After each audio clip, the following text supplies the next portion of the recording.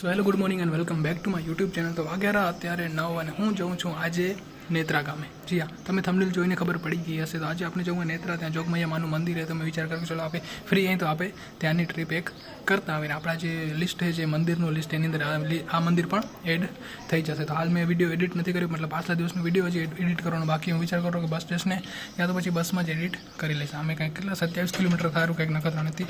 તો અહીંયાથી પેલું મને નખત્રાણા જવું પડશે, નખત્રાણાથી પછી વળી બસ પકડીને આપણે નેત્રા જવું પડશે. તો આવી રીતનો રૂટ હું એકલો નથી જવાનો, મારી સાથે ખુશાલ બી આવવાનો હોય. તો બસ હવે જસ્ટ અહીંયાથી નીકળીશ, નહીં તો પછી મને મોડું થઈ જશે.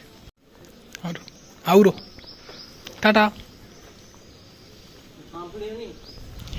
ટાટા કહું, ટાટા બાય બાય, ટાટા આવજો, આવરો. અમારા માસુ સાંભળે ઓછું ને જરાક, એટલે બાજુમાંથી કેવું પડે. જઈ ઘરેથી નીકળું તો કાંક ને કાંક ભૂલી જાઉં. બોલો રૂમાલ ભૂલી ગયો, વળી પાછું કરી જવરો. ભૂલવામાં મોસ્ટ ઓફ રૂમાલ જ હોય, કાં તો ઘડિયાળો. બે વસ્તુમાંથી આપણે ઘડી ભૂલી જઈએ. જો આ હે આપણા ટ્રીપના સાથીદાર ખુશાલભાઈ, અને અમે હમણાં બેઠા અહીં રિક્ષામાં. રિક્ષો પહોંચાડશે આપણે નખત્રાણા, ભાઈ ત્યાંથી આપણે બસ પકડવી. આ જો રિક્ષાની અંદર આરીસો દીધો હોય, છોકરીઓને મેકઅપ કરવાનો, તો અહીંયાથી જોઈને આમ મેકઅપ કરી શકે.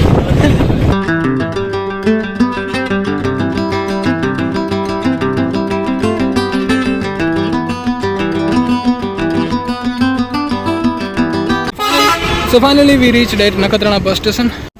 સાહેબ નેત્રાની બસ ક્યાં આવશે? હમણાં મેં ઇન્ક્વાયરી કરી તો કહેરા કે બસ 9:30 વાગે આવશે. મતલબ એ રૂટ ને થોડોક ઓડેડ. ભુજ સાઈડ જવું હોય ને તો આપણે ઘણી બધી બસો મળે. નેત્રા સાઈડ હું કદી ગયો નથી, મતલબ બસમાં કદી ગયા નથી. હવે કેટલા વાગે આવે, મતલબ કલાક રહીને આવે કે અડધો કલાક રહીને આવે ખબર નથી. હમણાં વગેરે કંઈક 9:30 10 ઓછી છે અને કેરાક 9:30 વાગે આવશે.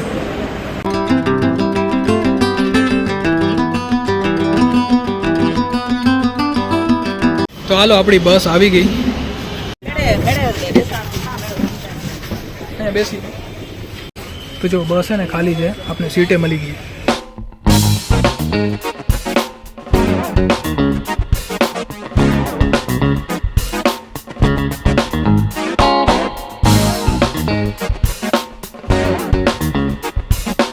તો ફાઇનલી અમે લોકો નેત્રા પહોંચી ગયા. અમે લોકો બસ સ્ટેશન ના ગયા. અહીંયા કને અમને બોર્ડ દેખાણો કે મંદિર અહીંયાથી જવાનું, તો અમે રસ્તામાં જ ઉતરી ગયા. જો અહીંયા કને લખેલું હોય જોગમૈયા મંદિર તરફ, તો આપણે આ સાઈડ જવું હોય.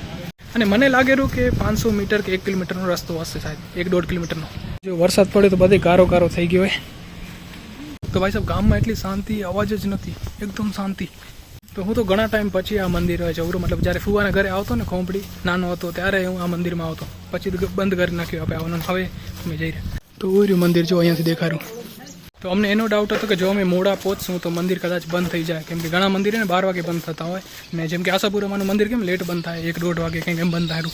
તો શું ખબર કે આ મંદિર કેટલા વાગે બંધ થયું. એટલા માટે બીક હતી, પણ ઠીક છે, આપણે તો 11 વાગે પહોંચી ગયા. આ રહ્યો એન્ટ્રન્સ માતાજીનો. ઘણું બધું ચેન્જ થઈ ગયું યાર, પહેલાં આવું નહોતું બધું. વાહ, મસ્ત સીડીને બની ગઈ. જય માતાજી. હજી તો આપણે એટલેથી ઉપર આવ્યા ને આ જો અહીંયા ગામ આખું દેખાયું. કેટલું મસ્ત ગામ. મને શાંતિ ગમી યાર, એટલી શાંતિ, એટલી વિરાણીમાં શાંતિ નથી. કે તો બૂટ ચંપલ અહીંયા ઉતારવાના આવે તો આપણે ઉતારી નાખશું. અહીંયા તો ભીના થઈ જશે યાર. અહીંયા કને બોર્ડ માર્યો કે શ્રીફળ પ્રસાદી ચુંદડી આ સાઈડથી મળશે. તો આપણે આમ જવાનું હોય કે આમ જવાનું હોય, કઈ સાઈડ હાલશું? KBCમાં ઓપ્શન પૂછ્યું, A કે B? બી. આમાં સીધા હાલશો? સીધા પછી પ્રસાદી લગભગ ચડાવવાનું નહીં હોય, જોશું. લો now we are entering in the મંદિર.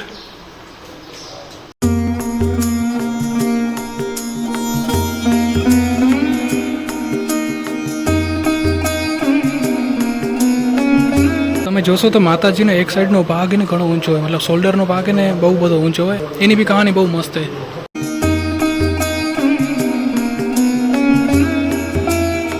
જ્યાં સુધી મને ખબર માતાજીની કહાની એમ ને કે 2001માં જે ભૂકંપ આવ્યો હતો ને, તો નેત્રા ગામનું આખું વજન, મતલબ કે માતાજીએ પોતે એના ખંભે લઈ લીધું હતું. મતલબ ગામને કાંઈ થવા નહોતું દીધું. એટલા માટે એમ કહેવાય કે માતાજીએ જે બી ભાર હતો, ભૂકંપનો જે ભાર હતો, એ પોતાના ખંભા ઉપર લઈ લીધો હોય, એટલે આ ખંભો વધી ગયો હોય. હવે મને કહાની એટલી ખબર હતી. જો તમને ખબર હોય તો કમેન્ટમાં કહેજો, અથવા તમે નેત્રા ગામથી જોતા હોય, આજુબાજુના ગામથી જોતા હોય, તો તમને કહાની એક્યુરેટ ખબર હશે તો તમને કમેન્ટ સેક્શનમાં કહી દેજો, જેથી બીજાને ખબર પડે.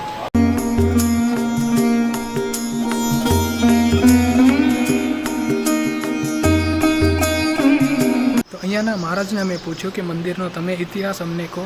તો તો મહારાજે તો એમ કીધું કે અહીંયા લિસ્ટ પર લખેલું હોય, તમે વાંચી લો. પણ હું તમને એમ કહું, એને જે મને કીધું એ હું તમને કહું કે આ મંદિર ને મતલબ માતાજી ને એ આપોઆપ પ્રગટ્યા, જેમ આશાપુરામાં પ્રગટ્યા ને એમાં આ માતાજી પણ આપોઆપ પ્રગટ્યા.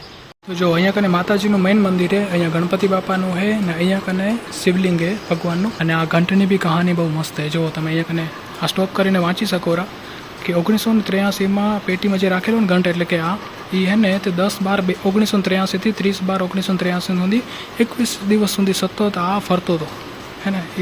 એની આખી કહાની એ પછી ફર્યો ઘંટ અને પછી કેવી રીતના કંટ્રોલ કરવામાં આવ્યો ને ફાઇનલી એ ઘંટને અહીંયા રાખવામાં આવ્યો હોય. તો તમે સ્ટોપ કરીને વાંચી શકો કેટલો મોટો લેખ છે.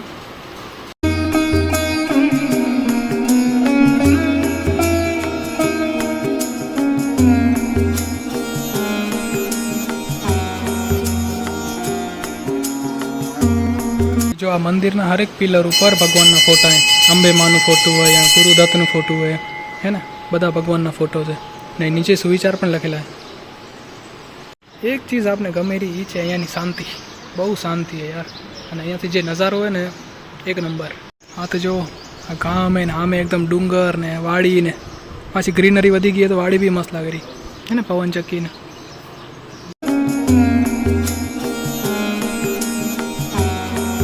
જો તમે 4 વ્હીલર લઈને આવો તો આ રસ્તો તમને મતલબ અહીંયાથી પાછળ મંદિરને પાછળની સાઈડથી રસ્તો હોય ને, અમે લોકો તો અહીંયાથી આવ્યા હતા વચ્ચે ક્યાંકથી, તમે ડાયરેક્ટ સીડી ચડીને આવ્યા.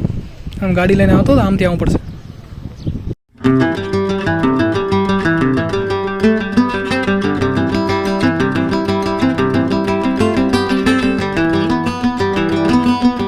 હા ભાઈ, કેરા કે જે ડોમ બાંધ્યો હોય ને એ સમાજ છે, પાટીદાર સમાજ છે. તું ગયો કદી એક વાર? નથી ગયો તો તને કેમ ખબર સમાજ છે? આપે તો નથી ગયા ક્યારે નેત્રાની સમાજમાં, કોંબડી સમાજમાં ગયો પણ અહીંયાની સમાજમાં નથી.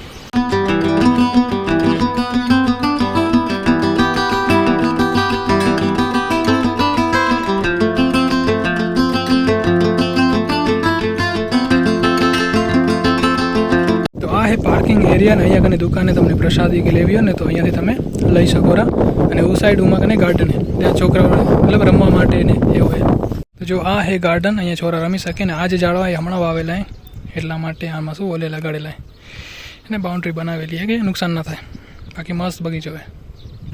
તો જો આ ડુંગર ઉપર માતાજીનું મંદિર હે ને, અહીંયા કને હનુમાન દાદાનું મંદિર હે, કેસરી હનુમાનજી. તો માતાજીના દર્શન થઈ ગયા એકદમ આરામથી મસ્ત. ને હજી આપણા પાસે ઘણો બધો ટાઈમ હે તો વિચાર કરે કે થોડુંક આપણે ગામ એક્સપ્લોર કરી. એટલે શું હોય, ગામમાં અમારા ગામનો એક પરિવાર અહીંયા કને યોગેશભાઈ કરીને હે, તો એના કને જશું આપે અગર મળશે તો. હવે બસ સ્ટેશન અમે બી નથી ક્યાં બસ સ્ટેશન કોઈકને પૂછીને જવું પડશે. તો જઈ અમે આવતા હતા ને બસમાં, તો એ બસના કંડક્ટરને મેં પૂછા કરી હતી કે રિટર્ન બસ આપને કેટલા વાગે મળશે, તો એને એમ કીધું કે 2 વાગે રિટર્ન બસ છે ને હમણાં વાગે કંઈક 11:15. હવે જો 2 વાગ્યાની બસ હશે ને તો આપણે ઘણું બધું હવે અહીંયા કને ટાઈમ કાઢવું પડશે. એના વચ્ચે જો કોઈ બસ આવે રહી તો સારી વાત છે, આપણે એ બસ પકડી લેશું. તો જો આ રહી પાટીદાર સમાજ જે આપણે ઉપરથી દેખાતી હતી. આજે जा रही मिनी बस ये ऊपर से कंઈક 12:30 વાગે ને હમણાં વાગેરા 12 ને બસ એ 2 વાગે. તો આરે આપણા વિરાણીવાળા યોગેશભાઈની દાબેલીની દુકાન, આરેના પપ્પા યોગેશભાઈ કે સમાજમાં ગયા કંઈક ફંક્શન એટલે. તો આ હે નેત્રાનું બસ સ્ટેશન અને આ હે નેત્રાનો ચોક. અમે વિચાર કરી રહ્યા કે આ બસમાં આપણે જવું હોય, કેમ કે 2 વાગ્યા સુધી તો વાટ નહીં જોવાય. એટલે જય માતાજીનું નામ લઈને આ બસમાં અમે ચડવાનો નિર્ણય કર્યો હોય. તો જો નાનકડી બસ છે, ખાલી 2-4 સીટું છે. અમે કેમ બેઠા આ તો જો પગ ઊંચા કરીને બેઠા. આ એક્સપિરિયન્સ લેવા જેવો હતો કા, એ લઈ લીધો મિની બસ.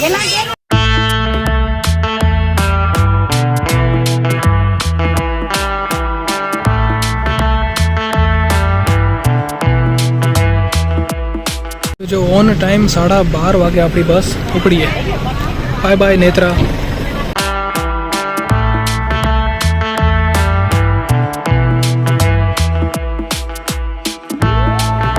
ફાઇનલી અમે નખત્રાણા પહોંચી ગયા અને અમે જમવાનો પ્લાન કર્યો. અહીંયા જે હોટલ છે મતલબ લો છે વથાણમાં જ, અહીંયા અમે જમશું કેમ કે ઘરે હવે થશે મોડું. વાગેરો 1:15. લોજમાં આપણે વિન્ડો સીટ મળી હે, જો અહીંયાથી નખત્રાણા દેખાય વથાણ. પાછું આજે અને વાસ્તુમાં જમવા જાઉં હતું અને વિચારાને હવે લોજનું જમવું પડશે હે. એટલે શું કહેવાય, ઘરે જશું તો અમે મોડું થઈ જશે, ઘરે બધા જમી લેશે. આને બી બિચારાને વાસ્તુનું જમવાની જગ્યાએ લોજમાં હવે જમવું હોય, મેં કીધું અહીંયા જમી લઈએ આપણે નખત્રાણા. તો આપણી થાળી એકદમ તૈયાર થઈ ગઈ અને જો રોટલી, 3 શાક, ખમણ ને પાપડ. હવે આપણે મસ્ત જમી લઈએ. ઓકે, સો જમવાનું થયું ખતમ એકદમ. હવે આપણે જશું ઘરે. મજા આવી ને? વાસ્તુ જેવું જમવાનું નહીં હોય પણ ઠીક હે.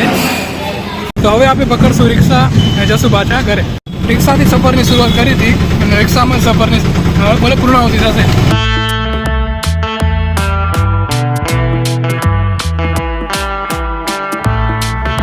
તો પૂછીએ આપણા ગામે વિરાણી મોટી ને આ ભાઈનું ઘર અહીંયા જ છે. તો ભાઈ ભલે પછાડને મળી. Bye bye.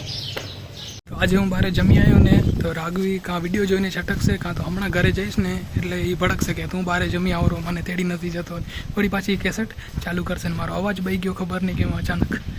તો ઘરે આવીને મેં થોડોક આરામ કરીને રાઘવીને મેં કીધું જ નહીં કે હું બહારથી જમી આવ્યો. હવે એ જ્યારે વિડીયો જોશે ને ત્યારે જ એને ખબર પડશે. અને જો તમે આ વિડીયો અહીંયા સુધી જોયો હોય તો પ્લીઝ લાઇક કરી દેજો અને ચેનલને નવા હો તો સબસ્ક્રાઈબ કરી દેજો. ફરી મળીશું આવતાકાલે નવા બ્લોગ સાથે. ત્યાં સુધી તમારું ધ્યાન રાખજો. ધન્યવાદ.